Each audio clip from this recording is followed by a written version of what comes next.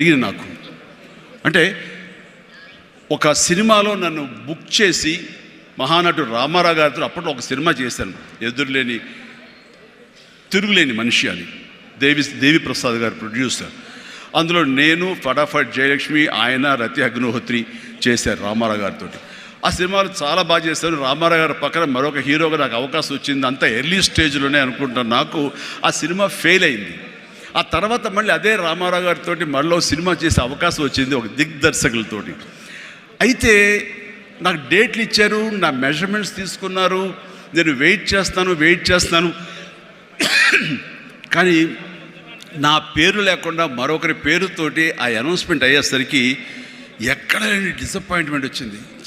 ఏంటిది అని ఆ రోజు నా ప్రొడ్యూసర్ని పిలిచి, ఇదేంటండి షెడ్యూల్ స్టార్ట్ అయిపోతుందంట, నాకు డేట్లు చెప్పారు, నేను ఆ డేట్లు ఎవరికి ఇవ్వకుండా నేను ఇక్కడ దాచిపెట్టాను, నేను ఎదురు చూస్తున్నాను అంటే, సారీ చిరంజీవి గారు, ఎలా చెప్పాలో తెలియక మేము టైం తీసుకున్నాము.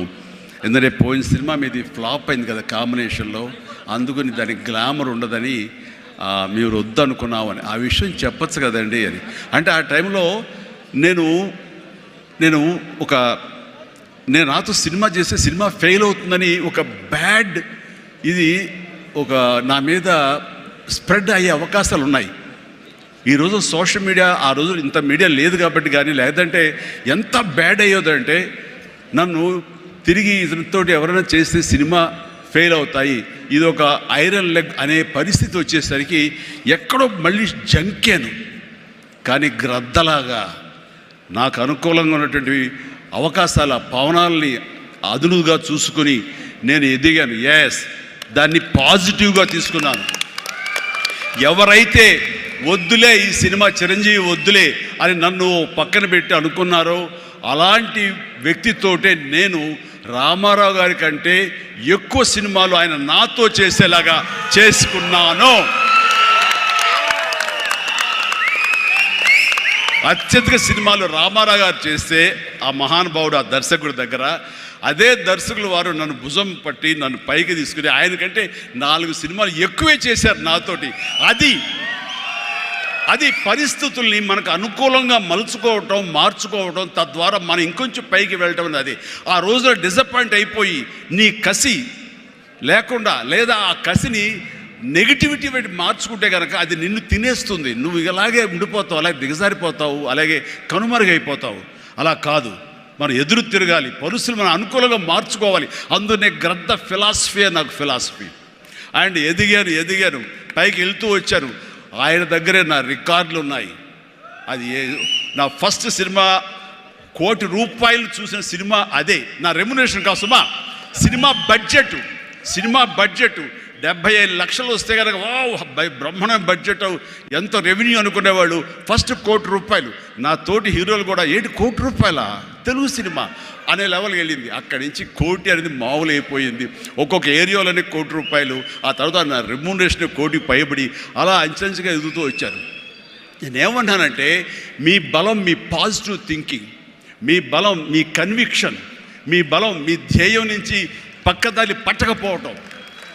మీరెవరైనా సరే మీ ఎయిమ్ ఏంటి అనే దాన్ని మీరు ఫిక్స్ చేసుకోండి. ఆ ఎయిమ్ని వెళ్ళటం కోసంగా దారులు వెతుక్కోండి. అవకాశాలు ఇలాగ అబండెంట్గా ఉంటాయి.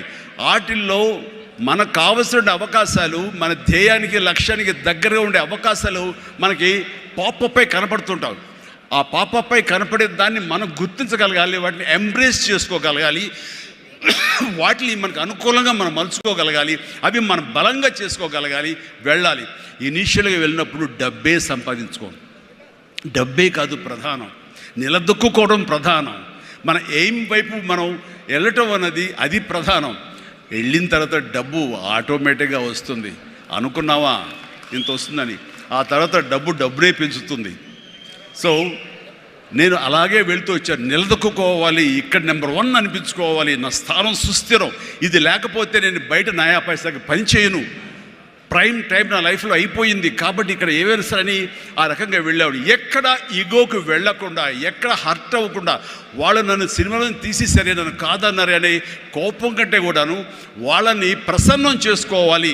వాళ్ళు మళ్ళీ అతన్ని మనం బాధ పెట్టి ఉంటామేమో కదా అని వాళ్ళ మనసుల్లో వాళ్ళు గిలి అంటే అవే వాళ్ళు గిల్ట్ ఫీల్ అయ్యేలాగా చేసి నెక్స్ట్ ఏమైనా సిద్ధతో సినిమా చేయాలయా అని అనిపించేలాగా నా బిహేవియర్ ఉండేది.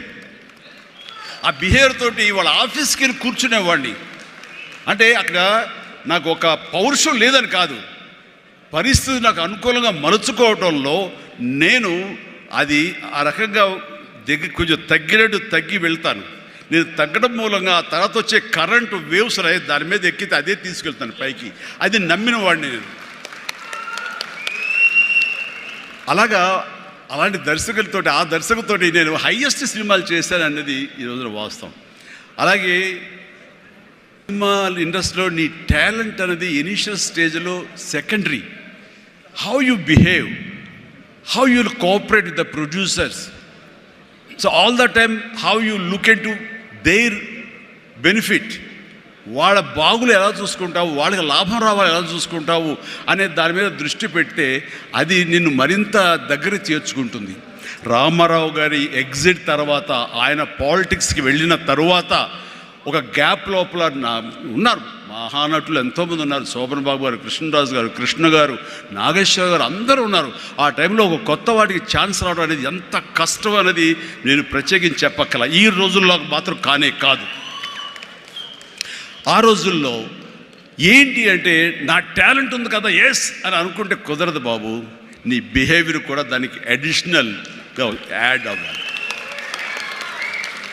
మనం కొంచెం ఏంటంట అని అన్నామనుకోండి, అబ్బో వీడితో ఎక్కడ పడుతున్నా బాబు, వద్దురే బాబు, ఆల్టర్నేటివ్ చూడండిరా అనేలాగా వాళ్ళ మైండ్ సెట్ ఉంటుంది.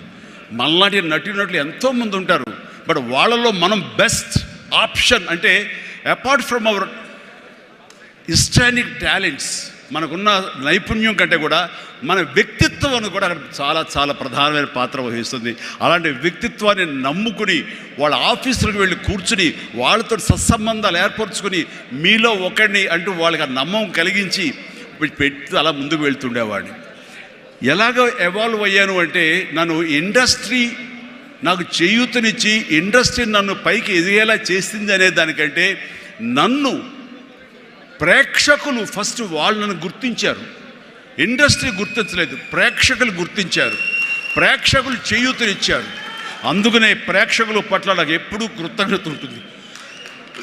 ఇది మీకు అర్థమయ్యేలాగా తేటతెల్లంగా చెప్పాలి అంటే రామారావు గారు ఎగ్జిట్ తర్వాత ఎవరు అంటలో ఇద్దరు ముగ్గురం పోటాపోటీగా నిలబడి ఉన్నప్పుడు లక్ష్మీ ఫిలిం డిస్ట్రిబ్యూటర్స్ అని విజయవాడలో ఉండేవాళ్ళు.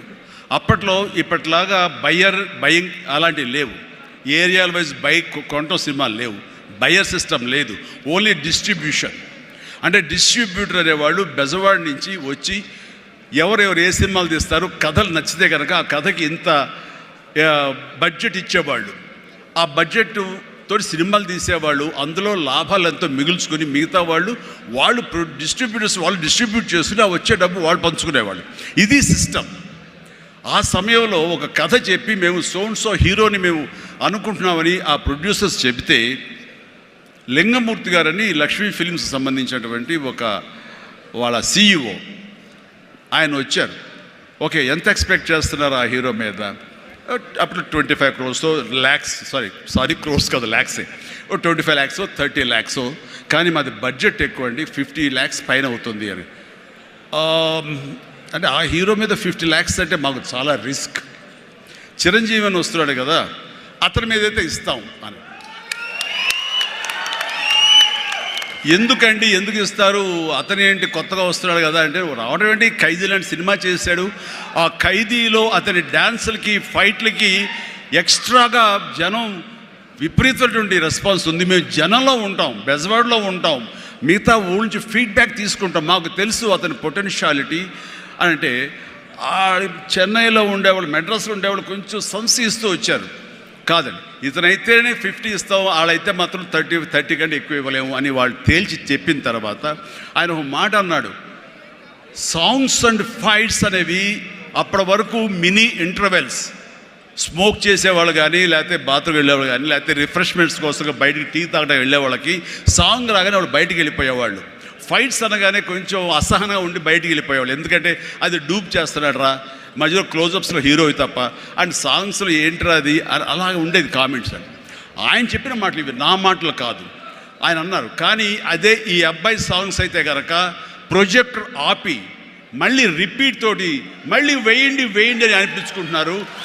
ఇది మాకు కావాలి, ఇది మాకు డబ్బులు తెచ్చిపెట్టేది, కాబట్టి ఈ అబ్బాయి అయితే కనుక ఇంత ఇస్తాము అని తేల్చుకోవడంటే అప్పుడు వీళ్ళందరూ తప్పనిసరి, అంటే ప్రజలు కోరుకుంటున్నారు కాబట్టి, డిస్ట్రిబ్యూటర్స్ ఇన్సిస్ట్ చేస్తున్నారు కాబట్టి నాకు ప్రొడ్యూసర్ అప్పుడు నా వైపు చూశారు. అది పోయి ఏమైందంటే రామారావు గారి తర్వాత రామారావు గారి ప్రొడ్యూసర్లు ఎవరున్నారో అంతమంది ప్రొడ్యూసర్, దేవిప్రసాద్ గారు, చలసాని గోపి గారు, త్రివిక్రమ్ గారు అండ్ వాట్ నాట్, ఏడు నాగేశ్వరరావు గారు, ఇలాంటి నిష్ణాతులైన ప్రొడ్యూసర్లు అందరూ ప్రతిరోజు నా షూటింగ్లు ఎక్కడ జరుగుతున్నా, ఎవరితో జరుగుతున్నా, ఏ ప్రొడక్షన్ జరుగుతున్నా సరే వచ్చి నా దగ్గర కూర్చుని వాళ్ళందరూ కలిపి ఈవినింగ్ స్నాక్స్ తింటూ ఉండేవారు. అప్పుడు అనేది ఇది కదా నా బలం, ఇది కదా నేను సాధించుకున్నాను అని. రామారావు గారి ప్రొడ్యూసర్లు తిరిగి నాతో సినిమాలు తీస్తుంటే అది ఎనలేని బలం. నెంబర్ 1 హీరో అవ్వాలని అనుకున్న నాకు ఆ క్షణం అనిపించింది, అయ్యానని ఒకసారి కాలర్ ఎగరేస్తే ఏమవుతుందో కూడా నాకు తెలుసు. అందుకనే అణిగిమణిగే ఉండాలి, ఎప్పుడు సబ్జ్యూడ్గానే ఉండాలి. నెంబర్ 1 అనేది నా మైండ్లో ఎప్పుడు పెట్టుకునేవాడిని కాను. స్వేర్ కష్టపడి పనిచేస్తే ఆటోమేటిక్గా ఆ నెంబర్ అట్లాగే ఉంటుంది తప్ప ఎక్కడికి పోదు. అదే నమ్మకంతో తప్ప నేను నెంబర్ 1 చెప్పుకుంటే అది నాతో నిలబడుతుందన్న నమ్మకం లేదు. మనం కష్టపడి అలా అదే విధంగా ముందుకు సాగుతూ ఉంటే కనుక ఆటోమేటిక్గా వస్తుంది. ఆ నెంబర్ 1 స్థానం అలా నిలబడి ఉంటుంది. అది గట్టిగా నమ్మిన వాడిని. ఇది ఎవరు చెప్పింది కాదు, నా అంతరాత్మ నాకు చెప్పింది కాబట్టి దాంతో ఫాలో అవుతూ వచ్చేవాడిని. అందుకని ఈ రోజున నేను సరదాగా ఎంటర్‌ప్రెన్యూర్‌షిప్